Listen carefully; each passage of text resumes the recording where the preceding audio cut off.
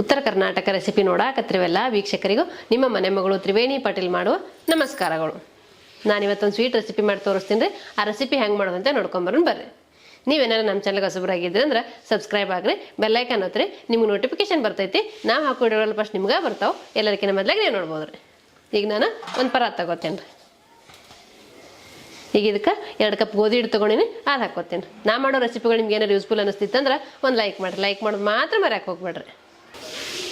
ಇದನ್ನು ಸ್ವಲ್ಪ ಸಾಟಿ ಮಾಡಕ್ಕೆ ಇಟ್ಕೋತೀನಿ ರೀ. ಒಂದು ಸ್ವಲ್ಪ ಉಪ್ಪು ಹಾಕೋತೀನಿ, ರುಚಿಗೆ ತಕ್ಕಷ್ಟು ಉಪ್ಪು ಹಾಕೋಬೇಕು ರೀ. ಒಂದು ಸ್ವಲ್ಪ ನಾನು ಚಿರೋಟಿ ರವೆ ತೊಗೊಂಡಿನಿ ರೀ. ಇದು ಆಪ್ಷನಲ್ ರೀ, ಬೇಕಂದ್ರೆ ಹಾಕೊಡ್ರಿ, ಬೇಡ ಅಂದ್ರೆ ಸ್ಕಿಪ್ ಮಾಡಿ. ಹಾಕಿದ್ರೆ ಕ್ರಿಸ್ಪಿಯಾಗಿ ಬರ್ತಾವಂತ ಹಾಕೊಳಕತ್ತೀನಿ ರೀ. ಸ್ವಲ್ಪ ಎಳ್ಳು ತೊಗೊಂಡಿನಿ ರೀ, ಇವೆಳ್ಳು ಹಾಕೋತೀನಿ ನೋಡಿರಿ. ನಾನು ಬಿಳಿ ಎಳ್ಳು ತೊಗೊಂಡಿನಿ ರೀ, ನೀವು ಬೇಕಾದ್ರೆ ಕರಿ ಎಳ್ಳು ಹಾಕೋಬೋದು ರೀ. ನಾನು 1 ಸ್ಪೂನ ತುಪ್ಪ ಹಾಕೋತೀನಿ ನೋಡಿರಿ. ಈಗ ನಾನು ತುಪ್ಪ ಹಾಕೊಂಡಿನಿ ರೀ, ಎಲ್ಲ ಚಲೋ ಹೊತ್ತಿನಾಗೆ ಮಿಕ್ಸ್ ಮಾಡ್ಕೋತೀನಿ ನೋಡಿರಿ. ಹಿಟ್ಟಿನ ಜೊತೆಗೆಲ್ಲ ಚಲೋ ಹೊತ್ತಿನಾಗೆ ಮಿಕ್ಸ್ ಆಗ್ಬೇಕು ರೀ. ಈ ರೆಸಿಪಿನ ಹೆಂಗೆ ಮಾಡ್ತೀನಿ ಅನ್ನೋದು ನಿಮ್ಗೆ ಗೊತ್ತಾಗಬೇಕು ಅನ್ನೋದಾದ್ರೆ ನೀವು ಸ್ಕಿಪ್ ಮಾಡಲಾರ್ದೆ ಪೂರ್ತಿ ವಿಡಿಯೋ ನೋಡ್ರಿ, ನಿಮಗೆ ಗೊತ್ತಾಗ್ತೈತೆ ರೀ. ಇದು ಈ ತುಪ್ಪ ಎಲ್ಲ ಹಿಟ್ಟಿನ ಜೊತೆ ಮಿಕ್ಸ್ ಆಗ್ಬೇಕು ರೀ. ಹಂಗೆ ಚಲೋ ಹೊತ್ತಿಗೆ ಮೊದಲೇ ಮಿಕ್ಸ್ ಮಾಡ್ಕೋಬೇಕು ರೀ.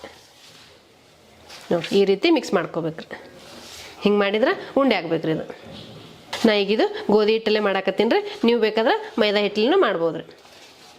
ಮೈದಾ ಹಿಟ್ಟು ಆರೋಗ್ಯಕ್ಕೆ ಒಳ್ಳೇದಲ್ಲ ಅಂತಾರಲ್ರಿ, ಹಾಗಾಗಿ ನಾನು ಗೋಧಿ ಹಿಟ್ಟು ಹಾಕೊಂಡು ಮಾಡಾಕತ್ತೀನಿ ನೋಡಿರಿ. ಈ ರೀತಿ ಮಾಡಿಕೊಟ್ರೆ ಮಕ್ಕಳು ಇಷ್ಟಪಟ್ಟು ತಿಂತಾರೆ. ಈಗ ಇದಕ್ಕೆ ಸ್ವಲ್ಪ ನೀರು ಹಾಕ್ಕೊಂಡು ನಾದ್ಕೋತೀನಿ ನೋಡಿರಿ. ಇದು ಗಟ್ಟಿಗೆ ನಾದಬೇಕು ರೀ. ಒಮ್ಮೆ ಜಾಸ್ತಿ ನೀರು ಹಾಕ್ಬೇಡ್ರಿ, ಸ್ವಲ್ಪ ಹಾಕ್ಕೊಂಡು ನಾದಬೇಕಾಗ್ತೈತೆ ರೀ. ನಾವು ಪೂರಿಗೇನು ಹಿಟ್ಟು ನಾದ್ತೀವಲ್ರಿ, ಆ ಹದ ಇದ್ರೆ ಸಾಕ್ರಿ. ನೀವು ಸುಮಾರು ನೀವು ಸ್ವೀಟ್ ರೆಸಿಪಿಗಳು ಮಾಡಿರ್ತೀರಿ. ನಾನು ಒಂದು ನಮ್ನಿ ಮಾಡಾಕತ್ತಿದ್ದೆ, ನಿಮಗೂ ಮಾಡಿ ತೋರಿಸಿದ್ರೆ ಆತತೆ ಮಾಡಾಕತ್ತೀನಿ. ನೀವು ನಿಮ್ಮ ಮನ್ಯಾಗ ಒಂದ್ಸತಿ ಮಾಡ್ಕೊಂಡು ನೋಡ್ರಿ, ನಿಮಗೂ ಗೊತ್ತಾಗ್ತೈತೆ ರೀ.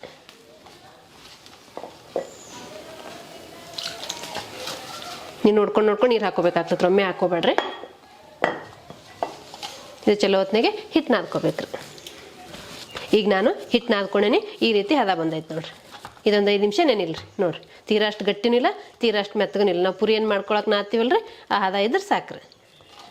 ಇದು ಮುಚ್ಚಳ ಮುಚ್ಚಿ ಒಂದು 5 ನಿಮಿಷ ನೆನೆಯಾಕೆ ಬಿಡ್ತೀನಿ ರೀ. ಈಗ ನಾನು ಹಿಟ್ಟು ನಾದಿಟ್ಟಿದ್ದೀನಿ ರೀ. ಇದು ಹಿಟ್ಟು ನೆನಿಲ್ರಿ, ಇದೊಂದು 5 ನಿಮಿಷ ನೆನಿಲಿ. ಅಷ್ಟೊತ್ತಿಗೆ ನಾವು ಸಕ್ಕರೆ ಪಾಕ ಮಾಡ್ಕೊಳ್ಳೋಣ ರೀ. ಈಗ ನಾನೊಂದು ಪಾತ್ರೆ ಇಟ್ಕೋತೀನಿ ರೀ. ಈಗ ಇದಕ್ಕೆ 1 ಕಪ್ ಸಕ್ಕರೆ ಹಾಕೋತೀನಿ ನೋಡ್ರಿ. ಈಗ 1 ಕಪ್ ಸಕ್ಕರೆ ಹಾಕಿನಲ್ರಿ, ಅದಕ್ಕೆ 1 ಕಪ್ ನೀರು ಹಾಕೋತೀನಿ ನೋಡ್ರಿ. ಇದು ಸಕ್ಕರೆ ಕರಗಬೇಕು ರೀ. ಸಕ್ಕರೆ ಕರಗಲ್ರಿ, ಅಷ್ಟೊತ್ತಿಗೆ ನಾವು ಸಾಟಿ ಮಾಡ್ಕೊಳ್ಳೋಮ್ರಿ. ನಾನು 1 ಸ್ಪೂನ್ ತುಪ್ಪ ಹಾಕ್ಕೊಂಡಿನಿ, 1 ಸ್ಪೂನ್ ಗೋಧಿ ಹಿಟ್ಟು ಹಾಕ್ಕೊಂಡಿನಿ. ಇದೆರಡು ಸೇರಿಸಿ ಸಾಟಿ ಮಾಡ್ಕೋತೀನಿ ನೋಡ್ರಿ. ಈ ತುಪ್ಪ ಗೋಧಿ ಹಿಟ್ಟು ಎರಡು ಚಲೋ ಹೊತ್ತಿನ ಮಿಕ್ಸ್ ಆದ್ರೆ ಇದು ಸಾಟಿ ರೆಡಿ ಆದಂಗೆ ರೀ. ನೀವು ತುಪ್ಪ ಕರಗಿಸಿ ಆದರೂ ಹಾಕೋಬೋದು, ಹಾಗೆ ಆದರೂ ಹಾಕೋಬೋದು ರೀ. ನಾನು ಹಾಗೆ ಹಾಕ್ಕೊಂಡು ಕೈಲೇ ಹಿಂಗೆ ರೆಡಿ ಮಾಡ್ಕೊಂಡೇನಿ ನೋಡ್ರಿ. ಸ್ವೀಟ್ಸ್ಗಳು ಮನ್ಯಾಗ ಮಾಡಕ್ಕೆ ಬರೋಂಥವೆಲ್ಲ ಮನ್ಯಾಗ ಮಾಡ್ಕೊಂಡು ತಿನ್ನೋದು ಒಳ್ಳೇದು ರೀ. ಯಾಕಂದ್ರೆ ಆಚೆ ತಂದು ತಿನ್ನೋಕ್ಕಿಂತ ಮನೆಯಲ್ಲೇ ಮಾಡ್ಕೊಂಡು ತಿನ್ನೋದು ಆರೋಗ್ಯಕ್ಕೂ ತುಂಬ ಒಳ್ಳೇದು ರೀ. ಹಾಗಾಗಿ ನಾನು ಇವತ್ತು ಮನ್ಯಾಗೆ ಮಾಡಾಕತ್ತೀನಿ ನೋಡ್ರಿ. ಈಗ ಇದು ಸಾಟಿ ರೆಡಿ ಆಗೈತೆ ರೀ. ಅಲ್ಲಿ ಹಿಟ್ಟು ನೆನಾಕಿಟ್ಟಿದ್ದೆ, ಹಿಟ್ಟು ನೆಂದೈತಿ. ಅಲ್ಲಿ ಸಕ್ಕರೆ ಪಾಕ ಮಾಡಾಕಿಟ್ಟಿದ್ದೆ, ಸಕ್ಕರೆ ಪಾಕನೂ ರೆಡಿ ಆಗೈತಿ. ಈಗ ನಾನು ಲಟ್ಟಿಸ್ಕೋತೀನಿ ನೋಡ್ರಿ. ಇದು ಸಕ್ಕರೆ ಕರಗಿ ಪಾಕ ರೆಡಿ ಆಗೈತೆ ನೋಡ್ರಿ. ಒಂದೆಳೆ ಪಾಕ ಮಾಡ್ಬೇಕಂತೇನಿಲ್ರಿ. ಈಗ ನಾವು ಜಾಮೂನಿಗೆ ಅದು ಮಾಡ್ಕೊತೀವಲ್ಲ, ಆ ರೀತಿ ಮಾಡ್ಕೊಂಡ್ರೆ ಸಾಕ್ರಿ. ಈ ರೀತಿ ರೆಡಿ ಆಗೈತೆ ನೋಡ್ರಿ. ನಾವು ಬಾಲುಷ ಮಾಡಾಗ ಜಾಮೂನ್ ಮಾಡಾಗ ಮಾಡ್ತೀವಲ್ಲ, ಆ ರೀತಿ ಮಾಡ್ಕೊಂಡ್ರೆ ಸಾಕ್ರಿ. ಈಗ ನಾನು ಹಿಟ್ಟು ನೆನಕ್ಕೆ ಬಿಟ್ಟಿದ್ದೆ ರೀ. ಹಿಟ್ಟು ನೆಂದೈತಿ. ಈಗ ಇಲ್ಲಿ ಸಾಟೆ ರೆಡಿ ಮಾಡ್ಕೊಂಡೇನಿ, ಸಾಟೆನೂ ರೆಡಿ ಐತಿ. ಅಲ್ಲಿ ಸಕ್ಕರೆ ಪಾಕ ಮಾಡಿ ಸಕ್ಕರೆ ಪಾಕನೂ ರೆಡಿ ಐತ್ರಿ. ಈಗ ನಾನು ಇದು ಹಿಟ್ಟು ನೆಂದೈತಿ, ಉಳಿ ಮಾಡ್ಕೋತೀನಿ ನೋಡ್ರಿ. ನಿಮ್ಗೆ ಯಾವ ಸೈಜಲ್ಲಿ ಬೇಕು ನೋಡಿಕೊಂಡು ಆ ಸೈಜಲ್ಲಿ ಉಳಿ ಮಾಡ್ಕೊಳ್ರಿ. ನಾನು ಈ ಸೈಜಲ್ಲಿ ಉಳಿ ಮಾಡ್ಕೋತೀನಿ ನೋಡ್ರಿ.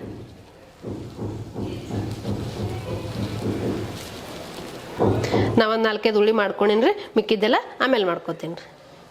ನಾ ಈ ಸೈಜಲ್ಲಿ ಉಳಿ ಮಾಡ್ಕೊಂಡೇನಿ ರೀ. 1 ಉಳಿ ತೊಗೊಂಡಿನಿ. ಈಗ ಇದಕ್ಕೊಂದು ಸ್ವಲ್ಪ ಎಣ್ಣೆ ಹಚ್ಕೋತೀನಿ ನೋಡ್ರಿ. ಎಣ್ಣೆ ತುಪ್ಪ ಯಾವುದಾದ್ರೂ ಹಚ್ಕೋಬೋದು ರೀ. ಅಂದ್ರೆ ಲಟ್ಟಿಸುವಾಗ ಅಂಟಬಾರ್ದು ಅಂಥೇಳಿ ಅಷ್ಟೇ ರೀ. ಈ ರೀತಿ ಲಟ್ಟಿಸ್ಕೋಬೇಕು ರೀ. ನಿಮ್ಗೆ ಎಷ್ಟು ತಾಳಗಾಗುತ್ತೆ ನೋಡಿಕೊಂಡು ಅಷ್ಟು ತಾಳಗ ಲಟ್ಟಿಸ್ಕೋರಿ. ನಾನು ಈ ಸೈಜಲ್ಲಿ ಇಷ್ಟು ತಾಳಗ ಲಟ್ಟಿಸ್ಕೊಂಡಿನಿ ನೋಡ್ರಿ. ಈಗ ನಿಮ್ಗೆ ವಿಡಿಯೋದಾಗ ನೋಡಿದ್ರೆ ಗೊತ್ತಾಗ್ತಿರ್ಬೇಕ್ರಿ ಎಷ್ಟು ತಾಳಗೈತೆ ಅನ್ನೋದು ನೋಡ್ರಿ. ಈಗ ನಾನು ಲಟ್ಟಿಸ್ಕೊಂಡಿನಲ್ರಿ ಪೂರಿ ಥರ, ಅದಕ್ಕೆ ಸಾಟೇರನ್ನು ರೆಡಿ ಮಾಡಿ ಇಟ್ಕೊಂಡಿದ್ನೆಲ್ಲ ಇದೆಲ್ಲ ಸವರ್ಕೋತೀನಿ ನೋಡ್ರಿ. ಈ ರೀತಿ ತುಂಬ ಸವರ್ಕೋಬೇಕ್ರಿ.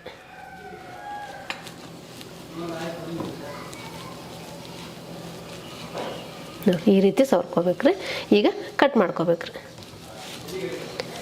ನಾನು ಆ ಕಡೆ ಈ ಕಡೆ ಎಜ್ಜಸ್ ಎಲ್ಲ ಬಿಟ್ಟು ನಡ್ಬರ್ಕ್ ಮಾತ್ರ ಕಟ್ ಮಾಡ್ಕೋತೀನಿ ನೋಡ್ರಿ. ಈ ರೀತಿ ಕಟ್ ಮಾಡ್ಕೋಬೇಕ್ರಿ.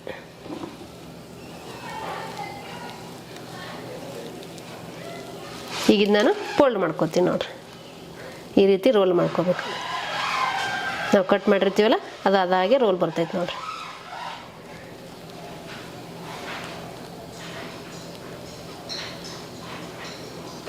ನೋಡ್ರಿ ಈ ರೀತಿ ರೋಲ್ ಮಾಡ್ಕೋಬೇಕು. ಇದು ರೋಲ್ ಏನು ಮಾಡ್ಕೊಂಡಿವಲ್ರಿ ನಾವೀಗ, ಈಗ ಇದು ಹಿಂಗೆ ರೌಂಡಿಗೆ ಸುತ್ಕೊಳ್ಳೋಣ್ರಿ. ಈ ರೀತಿ ಸುತ್ಕೊಂಡು ಒಂದು ಸ್ವಲ್ಪ ಲಟ್ಟಿಸ್ಕೊಳ್ಳೋಣ್ರಿ. ಈ ರೀತಿ ಒಂದು ಸ್ವಲ್ಪ ಇದು ಎಜ್ಜಸ್ ಹಿಂಗೆ ಕೂಡಿಸ್ಕೋಬೇಕ್ರಿ. ಈ ರೀತಿ ಒಂದು ಸ್ವಲ್ಪ ಲಟ್ಸಿದ್ರೆ ಸಾಕ್ರಿ. ಯಾಕೆ ನಾವು ಲೇಯರ್ ಮಾಡಿರ್ತೀವಲ್ಲ ಇದು ಲೇಯರ್ ಬರ್ತೈತೆ ನೋಡ್ರಿ. ನಾವು ಕಟ್ ಮಾಡೋ ಉದ್ದೇಶ ಏನಂದ್ರೆ ಎಣ್ಣೆಗೆ ಹಾಕಿದ ತಕ್ಷಣ ಉಬ್ಬಬಾರ್ದು ಅಂತ ಹೇಳಿ ಅಷ್ಟೇ ರೀ. ನೋಡಿರಿ ಲೇಯರ್ ಎಷ್ಟು ಮಸ್ತಾಗಿ ಬಂದೈತಿ. ಇದೇ ರೀತಿ ಮಿಕ್ಕಿದ್ದೆಲ್ಲ ರೆಡಿ ಮಾಡ್ಕೊತೇನೆ ರೀ.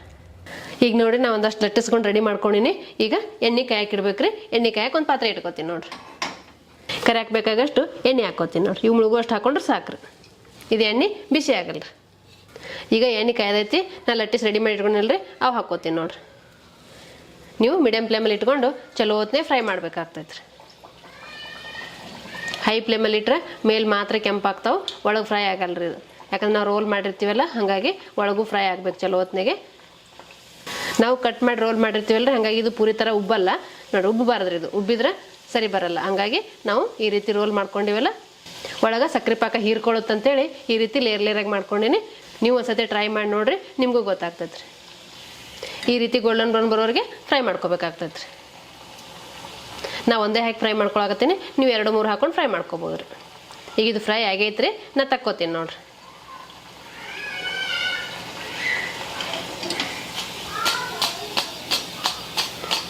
ಎಷ್ಟು ಕ್ರಿಸ್ಪಿಯಾಗಿ ಬಂದೈತೆ ನೋಡ್ರಿ. ಈಗ ಇದು ಬಿಸಿ ಇರಬೇಕಾದ್ರೆ ಸಕ್ಕರೆ ಪಾಕನೂ ಬಿಸಿ ಇರ್ತೈತಲ್ಲ ಅದ್ರಾಗ ಒಯ್ದು ಹಾಕ್ಕೋಬೇಕ್ರಿ ಇದು. ಈಗ ಸಕ್ಕರೆ ಪಾಕದಾಗ ಮುಣಗಿಸ್ಬೇಕ್ರಿ ಇದು.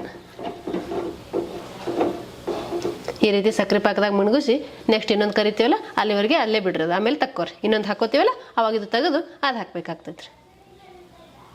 ಅವಷ್ಟೊತ್ತಿಗೆ ಸಕ್ಕರೆ ಪಾಕ ಎಲ್ಲ ಹೀರ್ಕೊಳ್ಳುತ್ತೆ ರೀ. ಈಗಿದು 2 ಸೈಡು ಚಲೋ ಹೊತ್ತನೇ ಪಾಕ ಕುಡ್ದೈತ್ರಿ. ಈಗ ನಾನು ತಕ್ಕೋತೀನಿ ನೋಡ್ರಿ. ಈಗ ನೆಕ್ಸ್ಟ್ ಬ್ಯಾಚ್ ಏನು ಕರ್ದಿನಲ್ಲ ಅದು ತಂದು ಹಾಕೋತೀನಿ ರೀ. ನಾನು ನೆಕ್ಸ್ಟ್ ಬ್ಯಾಚಲ್ಲಿ 2 ಹಾಕೊಂಡು ಫ್ರೈ ಮಾಡ್ಕೊಂಡಿನಿ. ನೀವು ಬೇಕಾದ್ರೆ 2 3 ಹಾಕ್ಕೋಬೋದು ರೀ. ಇದನ್ನು ಪಾಕದಲ್ಲಿ ಮುಣಗಿಸ್ಬೇಕು ರೀ. ಬಿಸಿ ಇರಬೇಕಾದ್ರೆ ಹಾಕಿದ್ರೆ ಪಾಕ ಕುಡಿತಾವ್ರಿ. ಇದನ್ನು ನೆಕ್ಸ್ಟ್ ಬ್ಯಾಚ್ ಫ್ರೈ ಮಾಡೋವರೆಗಿನೂ ಪಾಕದಲ್ಲೇ ಬಿಡ್ಬೇಕ್ರಿ. ಈಗ ನಾ ಮಾಡ್ಕೊಂಡಿದ್ದೆಲ್ರಿ ಇವು ಸರ್ವ್ ಮಾಡ್ತೀನಿ ನೋಡ್ರಿ. ಈ ರೀತಿ ರಸಭರಿತವಾದಂಥ ಸ್ವೀಟ್ ಮಾಡಿಕೊಂಡು ನೀವು ಸ್ವೀಟ್ಗಳ ತಿನ್ಬೋದು ರೀ. ಬೇಕ್ರಿಗೆ ಹೋಗಿ ತರುವ ಅವಶ್ಯಕತೆನೇ ಇಲ್ಲ. ನೀವು ಮನೆಯಲ್ಲೇ ಮಾಡಿಕೊಂಡು ಸ್ವೀಟ್ ತಿನ್ಬೋದು ರೀ. ಸ್ವೀಟ್ ಎಲ್ಲ ರೆಡಿ ಮಾಡ್ಕೊಂಡೇನೆ. ಈಗ ಇದ್ರ ಮೇಲೆ ಪಿಸ್ತಾ ಪೀಸ್ ಮಾಡಿ ಇಟ್ಕೊಂಡಿದ್ದೆ. ಈ ರೀತಿ ಪಿಸ್ತಾ ರೆಡಿ ಮಾಡಿ ಇಟ್ಕೊಂಡೇನೆ. ಪಿಸ್ತಾ ಹಾಕೋತೀನಿ ನೋಡ್ರಿ. ಇದು ಗಾರ್ನಿಶಿಗೆ ರೀ ಮತ್ತು ಟೇಸ್ಟ್ಗೋಸ್ಕರ ಅಷ್ಟೇ ರೀ. ನಿಮ್ಮ ಮನೇಲಿ ಅವೈಲೇಬಲ್ ಇದ್ರೆ ಹಾಕೋಬೋದು, ಇಲ್ಲಾಂದ್ರೆ ಸ್ಕಿಪ್ ಮಾಡ್ಬೋದು ರೀ. ಇದು ಬಾದಾಮ್ ರೀ. ಬಾದಾಮನ್ನು ಈ ರೀತಿ ಸಣ್ಣ ಕಟ್ ಮಾಡಿ ಇಟ್ಕೊಂಡೇನೆ ಅವ್ನು ಹಾಕೋತೀನಿ ನೋಡ್ರಿ. ನೋಡಿದ್ರಲ್ಲ ವೀಕ್ಷಕರೇ, 1 ಕಪ್ ಗೋಧಿ ಹಿಟ್ಟಿಂದ ಮನೆಯಲ್ಲೇ ಬೇಗ ಮತ್ತು ಸುಲಭವಾಗಿ ಸ್ವೀಟ್ ರೆಸಿಪಿ ಮಾಡೋದನ್ನ. ಈ ಸ್ವೀಟ್ ರೆಸಿಪಿ ಮಾಡೋ ಪದ್ಧತಿ ನಿಮ್ಗೆ ಇಷ್ಟ ಆಗಿತ್ತಂದ್ರೆ ಒಂದು ಲೈಕ್ ಮಾಡಿರಿ, ಶೇರ್ ಮಾಡಿರಿ, ಕಮೆಂಟ್ ಮಾಡಿರಿ, ಸಬ್ಸ್ಕ್ರೈಬ್ ಆಗಿರಿ. ಧನ್ಯವಾದಗಳು.